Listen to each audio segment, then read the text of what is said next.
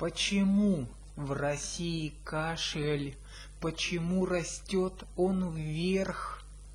Кашель, кризис жизни нашей, догоняет быстро всех. Почему в России кашель так заманчиво звучит? Человек без сил уж пашет и от боли закричит. Почему в России кашель? Он во многих странах жив и не просит больше каши, население окружив. Почему в России кашель? Он во многих странах жив и для нас предельно страшен, население окружив. Спасибо.